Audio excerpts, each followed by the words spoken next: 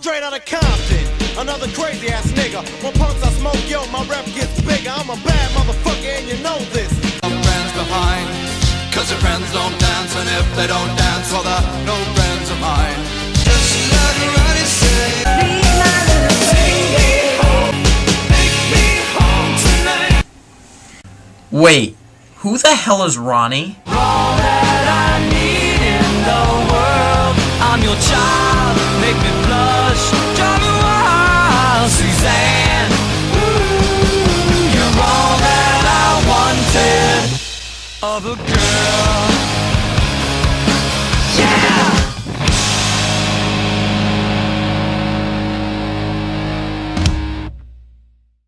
Hey guys, Mr. Google, the Countdown God's here to review Take Me Home Tonight, starring Topher Grace, Dan Fogler, Teresa Palmer, Chris Pratt from Parks and Recreation, and Anna Faris, with cameos by Dimitri Martin and Michael Ian Black. I was really looking forward to this movie. It's from an unknown director. He did a couple independent movies that nobody's ever heard of, and it's from the writers of the Diary of a Wimpy Kid movie, and that's really, really weird. But it's also co-written by Topher Grace, and he's one of the executive producers as well, and I love Topher Grace. That 70s Show. Yeah. This movie was shot in 2007, and it was supposed to come out last summer, but it was delayed all these years because of drug use. Wow. That is just ludicrous right there. Now, the main story is, it has a very familiar storyline to movies like Dazed and Confused and Superbad. This one night where a big friggin' party happens, all these shenanigans ensue while our protagonist tries to hook up with the girl of his dreams. The thing that matters to me is that the dialogue's good and that it's funny. Take Me Home Tonight delivers on all subjects. Oh my god, this movie is hilarious. I was really looking forward to it. The Red Band trailer was one of the funniest Red Band trailers I've seen in my life. Take Me Home Tonight was hysterical. I loved it. Topher Grace as our protagonist is amazing. Matt, the MIT grad, he is so funny. Topher Grace plays a little different character than he usually does, like in That 70s Show and Spider-Man 3, which I think he's totally underrated in. And I Win a Date with Tad Hamilton, he's good in too, if that matters. But he's really, really likable in this movie and really, really funny.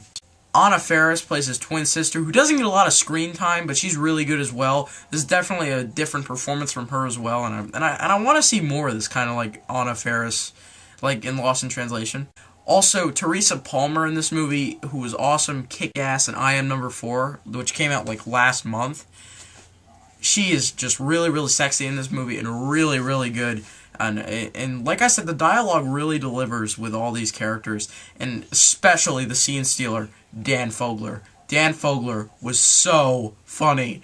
If you thought he was funny in movies like Good Luck Chuck and Balls of Fury and Fanboys, well, you're going to absolutely freaking adore him in this movie, because he was a scene stealer for everything. Everything from him snorting cocaine for the first time, to him dancing off to a retro 80s guy who pronounces boy like boy, like Flava Flav. And it's so freaking hilarious. If you can't tell, I absolutely freaking adored Take Me Home Tonight. I thought it was amazing. But it doesn't come without its problems.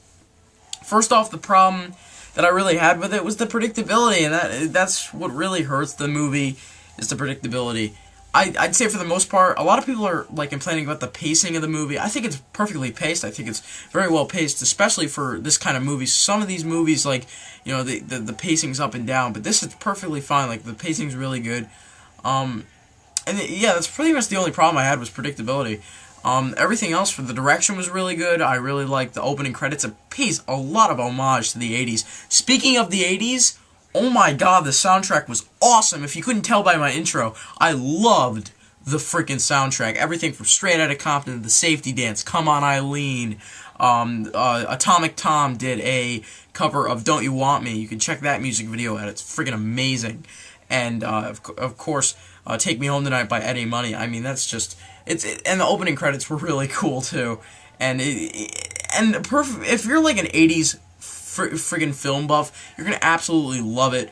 Like, you know, Hot Tub Time Machine was hilarious. This is this year's Hot Tub Time Machine minus the Hot Tub Time Machine. It's amazing. I'm stuck between a 9 and a 9.5. I was originally going to give it a 9. But you know what? 9.5 out of 10 for Take Me Home Tonight. I loved it. Check it out. Stay tuned for my reviews of Rango, which I saw, and The Adjustment Bureau, which I will see. So, I'm Mr. Google, and I'm out.